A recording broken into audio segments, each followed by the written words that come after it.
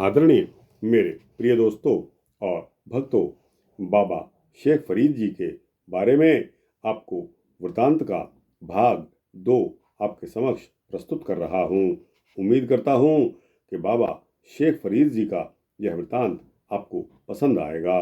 तो दोस्तों, बिना समय गवाए आइए इस वृतांत को देखें, अंत तक आपका भी भला होगा।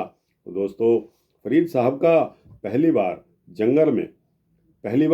जंगल में भक्ति करने के लिए प्रस्थान करना, भक्ति करने के लिए जाने का वृतांत आपके समक्ष रख रहा हूँ। दोस्तों, अपनी माताजी से एकांत में बंदगी करने की प्रेरणा को लेकर फरीद साहब पहली बार जंगलों में बंदगी करने के लिए अपनी माता का आशीर्वाद लेकर घर से निकल पड़े और घने जंगलों में जाकर प्रभु भक्ति में लीन हो गए। एक दिन उनके दिन रात अल्लाह से मिलने की इच्छा दिल में रखकर स्थान स्थान पर जंगलों में वे भटकते रहे। जब भी फरीद साहब को भूख लगती तो वे वृक्षों के फल और पत्ते तोड़कर खा लेते थे और अपने पेट की भूख मिटा लेते थे तथा इस तरह दिन रात, गर्मी सर्दी, तूफान और बारिश तथा अन्य कई दुखों को झेलकर शेख बाबा फरीद साहब जी जब 12 वर्ष समस्त सांसारिक कामों से दूर रहे तो दिल में एक सोच आई। क्या सोच आई कि मैंने घर के सब सुख आराम त्याग कर वनों में अल्लाह के नाम की इतनी कठिन भक्ति की है। वे प्रसन्न होते हुए अपने घर वापस चल दिए ताकि अपनी माता को यह सब बताकर उनसे एक बढ़िया फकीर होने का आशीर्वाद ले सकें। शेख फरीद का घर को वापस आने का यह वृतांत है कि शेख फरीद साहब 12 वर्ष वनों में तपस्या करके घर आए तो उन्होंने अपनी माताजी के चरणों में शीश झुकाकर सिजदा किया, प्रणाम किया और कहा कि हे माताजी, मैं आपकी आज्ञा का पालन करके घने जंगलों में घर के समस्त सुखों को त्याग कर प्रभु भक्ति करता रहा हूँ। उनकी माता जी ने कहा कि बेटा, तब तो तुमने भक्ति करके अल्लाह को प्राप्त कर लिया होगा। माताजी, मुझे अल्लाह की बंदगी करके कुछ प्राप्त हो गया है। अब मुझ में और संसार के अन्य लोगों में बहुत अंतर आ गया है। मैंने संसार की प्रत्येक वस्तु का त्याग कर दिया है। मुझे काम, क्रोध, लोभ, मोह, अहंकार किसी भी वस्तु से प्यार नहीं है। मैंने बिना किसी लालच के जंगलों में रहकर अल्लाह की भक्ति की है, जो प्रत्येक व्यक्ति के लिए करनी बहुत कठिन है। इसलिए मैं सच्चा सूफी संत बन गया हूँ। दोस्तों, फरीद साहब की माताजी का कंघी करने का वृतांत है कि जब फरीद साहब 12 वर्ष वनों में तपस्या करके घर वापस आए तो अपनी माताजी को की हुई घोर तपस्या बताकर अहंकार में आ गए। जब फरीद साहब की माताजी ने देखा कि इसको अपनी बंदगी पर अहंकार हो गया है, उन्होंने अहंकार के लिए पश्चाताप करवाने के लिए एक बात सोची। जंगलों में रहकर फरीद साहब जी के सिर के बालों की जटाएं बंध गई थी तो उनकी माताजी ने कंघी लेकर फरीद साहब जी के बालों में कंघी करने के लिए बैठ गई। उन्होंने कंघी से उनके बालों को जब जोर से खींचा तो फरीद साहब जी ने माता से कहा कि माताजी, जरा धीरे धीरे बालों को सुधारिए, बहुत दर्द होता है। माताजी ने क्या उत्तर दिया, यह सुनकर आप स्वयं दंग रह जाओगे। माताजी ने उत्तर दिया कि हे पुत्र फरीद, बालों को खींचने से वास्तव में तुझे बहुत दर्द होता होगा। हाँ माताजी, मुझे बहुत दर्द होता है, जरा बालों को थोड़ा कम खींचिए। फरीद, जब तुम जंगलों में वृक्षों के फल और पत्ते तोड़कर खाते रहे तो उन बेचारे वृक्षों को क्या दर्द नहीं होता था। माताजी, वृक्षों में तो जान नहीं होती, वे तो निर्जीव होते हैं, उनको कैसे दर्द होता था? मेरे में तो जान है, इसलिए मुझे दर्द होता है। माता कहती है कि पुत्र, अगर किसी वृक्ष की शाखा काट दी जाए तो क्या वह पहले की तरह हरी भरी रहती है? तब फरीद साहब ने कहा कि नहीं माताजी, वह मुरझा जाती है, सूख जाती है। इसका मतलब हुआ कि पहले उसमें जान थी और वह हरी भरी थी, लेकिन जब उस वृक्ष को काट दिया गया तो वह काटी हुई डाली मुरझा गई। यदि उसमें पहले जान थी तभी तो वह हरी भरी थी। माताजी, इसका अर्थ यह है कि प्रत्येक जीव जंतु और अन्य पदार्थों में जान होती है। हाँ पुत्र, अल्लाह की प्रत्येक बनाई हुई वस्तु में जान है और वे जिन हालातों में भी है अपने किए हुए कर्मों का फल भुगत रही है। माताजी, मैंने जो संसार का प्रत्येक सुख त्याग कर भक्ति की है उसका मुझे क्या फल मिलेगा? माताजी कहती हैं कि हे पुत्र, गृहस्थ को त्याग कर तप करना एक आत्महत्या करने के समान पाप है। हमारे हजरत मोहम्मद साहब भी तो गृहस्थ थे और बाल बच्चेदार थे, क्या वे भगवान की बंदगी नहीं करते रहे? माताजी, मेरे 12 वर्ष वनों में दुख सहकर तपस्या करने का कोई लाभ नहीं हुआ। अब मैं आपके उपदेश को सत्य मानकर गृहस्थ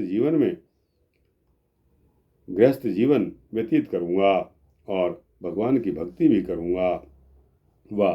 अब मैं जंगल में तपस्या करने जाऊंगा तो अल्लाह की बनाई किसी वस्तु का दिल नहीं दुखाऊंगा, चाहे मुझे स्वयं को कितना भी कष्ट क्यों ना सहना पड़े। मैं अपने खुदा से मिलने के लिए सच्ची व संपूर्ण भक्ति करूंगा। फरीद जी अब गृहस्थ में पढ़ने वाले हैं। इसके बारे में 4 लाइन का वृतांत है। अपनी माताजी के उपदेश को लेकर फरीद जी गृहस्थी में पढ़कर जीवन व्यतीत करने लगे और साथ साथ खुदा को भी याद करने लगे। बाल बच्चों में रहकर उनको अपनी बंदगी पूर्ण होती हुई प्रतीत नहीं हुई तो उन्होंने अपने मन में सोचा कि अब मैं पुनः किसी एकांत स्थान पर जाकर खुदा की बंदगी करूंगा। फरीद जी ने काठ की रोटी गले में डालने का यह वृतांत आपके समक्ष रख रहा हूँ। दोस्तों, यह छोटे छोटे सूक्ष्म वृतांत हैं जो भक्त फरीद साहब की जीवनी को दर्शाते हैं। जब फरीद साहब ने सोचा कि सारे परिवार में रहकर मुझसे खुदा की बंदगी और प्राप्ति नहीं हो सकती तो उन्होंने अपनी माताजी के कहे शब्दों की गांठ बांध ली कि प्रत्येक जीव जंतु, वृक्षों और पत्तों आदि में भी जान है और वे भी भगवान के लिए पैदा किए हुए हैं, भगवान के पैदा किए हुए हैं। उन्होंने अपने मन में ठान लिया कि मैं प्रत्येक दुख और तकलीफ को सहन कर लूंगा, लेकिन अपने प्यारे प्रियतम को जरूर प्राप्त करूंगा, उनसे जरूर मिलूंगा। फरीद साहब जी ने एक काठ यानी कि लकड़ी की रोटी बनवाकर अपने गले में डाल ली और अपनी माताजी के आशीर्वाद को लेकर दूसरी बार जंगलों में जाकर अल्लाह की बंदगी करने के लिए तैयारी शुरू कर दी। दोस्तों, फरीद साहब का दूसरी बार बंदगी करने के लिए जाने का वृतांत है। फरीद साहब जी काठ की रोटी गले में डालकर दूसरी बार जंगलों को तप करने के लिए चल पड़े। वे जंगल में जाकर दिन रात अल्लाह की बंदगी करते थे और जब भी उनको भूख लगती थी तो वे उस लकड़ी की रोटी को दांतों से काटकर अपनी भूख को मिटा लेते थे। तब उन्होंने यह शब्द उच्चारण किया जिसको आपके समक्ष प्रस्तुत कर रहा हूँ। फरीदा रोटी मेरी काठ की, लावण मेरी भूख, जिन्ना खाधी चोपड़ी, घणे सहनेंगे दुख। फरीद साहब कहते हैं कि रोटी मेरी लकड़ी की है और इसके साथ खाने के लिए भूख मेरी नमकीन भाजी है, जो बहुत अच्छे अच्छे घी से चुपड़ा हुआ खाते हैं वे अंत में बहुत दुख सहेंगे। दोस्तों, फरीद साहब जी का लाहौर से मिलना यह वृतांत आता है। फरीद साहब जी को खुदा से मिलने के लिए जंगल में एक स्थान पर खड़े होकर तपस्या करते। जब काफी समय व्यतीत हो गया, बारिश और तूफान आने से उनके शरीर पर बहुत सी मिट्टी जम गई थी। उधर सुबह सुबह एक लोहार जिसने जंगल का ठेका लिया था, लकड़ियां काटकर उनको जलाकर कोयला बनाकर बेचता था। वह कंधे पर पानी वाला घड़ा और साथ में लोहे का कुल्हाड़ा लेकर आ गया और फरीद साहब के नज़दीक आकर उनके खड़े शरीर को यह समझा कि यह कोई सूखा हुआ पेड़ है। उसने उल्टी तरफ से कुल्हाड़ा फरीद साहब की टांग पर वृक्ष का तना समझकर मारा कि उस पर से मिट्टी हट गई और वह उसे काटकर कोयला बना ले। लेकिन जब लोहार को यह पता चला कि यह वृक्ष का तना नहीं है बल्कि कोई संत भगवान की बंदगी कर रहा है, तो वह बहुत शर्मिंदा हुआ और साथ ही मन में बहुत डर गया कि कहीं संत उसे श्राप ही ना दे डालें, तथा वह फरीद जी से आकर माफी मांगने लगा। तब फरीद साहब ने उसके उत्तर में यह श्लोक उच्चारण करके लोहार से क्या कहा। कंधे कुहाड़ा सिर घड़ा, वणिक सर लोहार, फरीदा हौलोड़ी सहुआ पुणा,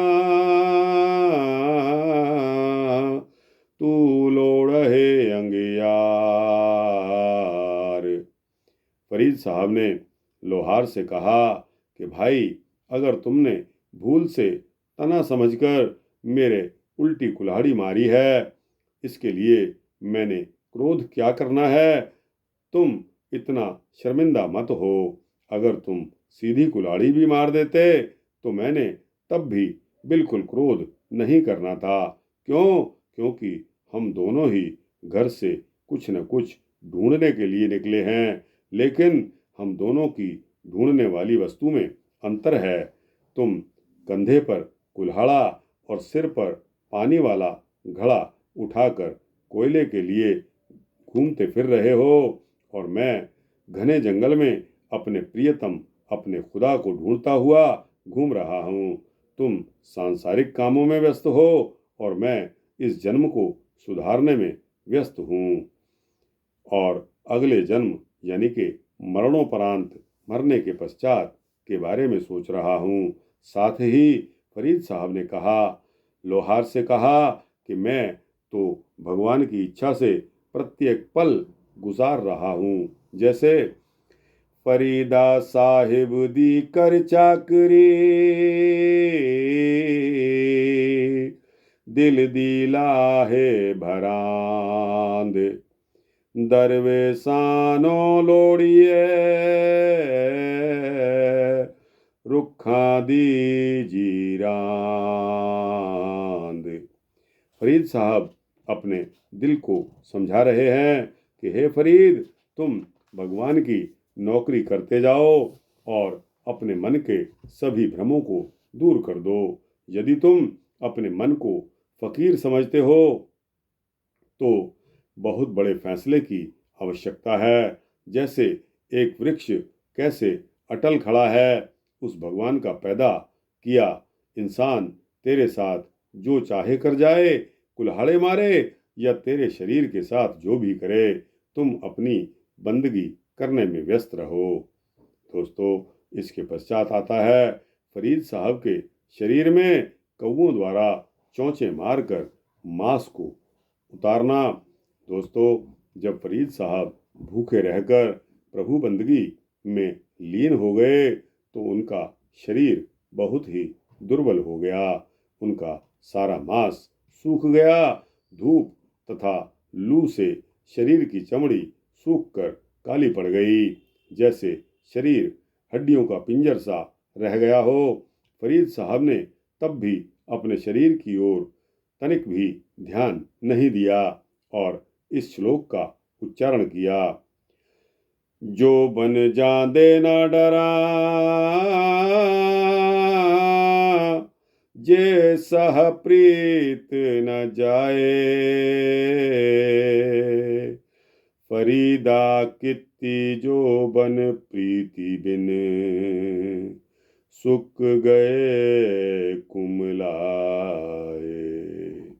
अपने सूखे शरीर की तरफ देखकर फरीद साहब कहते हैं कि मैं अपने यौवन तथा अपनी जवानी के जाने का बिल्कुल भी नहीं डरता। बेशक ये सब कुछ चला जाए, परंतु मेरी पति मेरे खुदा से प्रीति न टूटे।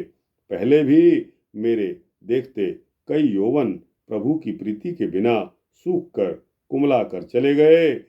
और फिर श्लोक में कहते हैं कि अपने प्रभु को मिलने के लिए सभी अहंकार छोड़ दें तो क्या कर। फरीदा थियो पवाही दभ, जे साई लोड़ है सब, एक छिजह बियाल ताड़ी है, ता साई दे दरवाड़ी है। हे फरीद, यदि तू प्रभु को प्रत्येक स्थान पर देखना चाहते हो तो जंगलों की घास जैसा हो जा। तुझे चाहे कोई रौंद कर निकल जाए या तुझे कोई काट डाले, परंतु मुंह से उफ मत करना। इतना धैर्यवान होकर ही तू उस मालिक के द्वार तक जा सकता है। फरीद साहब जी तन के कष्टों की ओर देखकर यह श्लोक उच्चारण करते हैं। फरीदा जी देह नाला कपिया, जे गल कपह चुख, पवन न इति मामले, सहाना इति दुख। फरीदा जी देह नाला कपिया, जे गल कपह चुख, पवन न इति मामले, सहाना इति दुख। हे फरीद, तू जिस दिन पैदा हुआ था तो उस दिन तेरा नाड़ू काटने के स्थान पर यदि दाई तेरा गला काट देती तो अब जो मैं इतने कष्ट सह रहा हूँ वो ना सहता। फरीद साहब जंगलों में मौसम को देखकर कहते हैं। फरीदा रुत्ती फिरी वण कंबिया, पत चढ़े चढ़ पाही, चारे कुंडा टूंडिया, रहन किथाऊ नाही।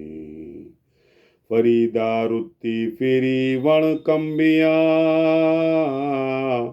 पत चढ़े चढ़े पाही, चारे कुंडा टूंडिया, रहन किथाऊ नाही। हे फरीद, मौसम फिर चला गया है। अब पतझड़ की ऋतु आ गई है। पत्ते झड़झड़ कर गिर रहे हैं। इस प्रकार ही मानवीय देह का हाल है। जैसे ऋतु बदलती रहती हैं, उसी प्रकार व्यक्ति के जीवन में भी अंतर आता है। फिर फरीद साहब श्लोक के द्वारा उच्चारित करते हैं। फरीदा पाड़ पटोला ताज करी, कंबलड़ी पहिरेऊ, जिन्नी वेसी सौ मिले, सेई वेश करेऊ। फरीदा पाड़ पटोला धज करी, कंबलड़ी पहरेऊ। जिन्ही वेसी सहु मिले, सेई वेश करेऊ। फरीद साहब कहते हैं कि मैं ओढ़ने के लिए लेने वाला रेशम का कपड़ा फाड़ फाड़ कर टुकड़े कर दूं तथा छोटी सी कंबली ऊपर लेकर चलूं। जैसा भेष करने से मुझे खुदा मिलता हो, मैं वैसा ही भेष बना लूं। दोस्तों, समय इजाज़त नहीं देता। इस वृत्तांत को यहीं पॉज करने की आज्ञा दीजिए। आगे आने वाले वृत्तांत में आपको आगे बताऊंगा। तब तक के लिए धन्यवाद। दोस्तों, यह वृत्तांत आपको कैसा लगा? अच्छा लगा हो तो इसको लाइक और शेयर करते हुए अपने दोस्तों, भक्तों, मित्रों, जिज्ञासुओं तक पहुंचाना।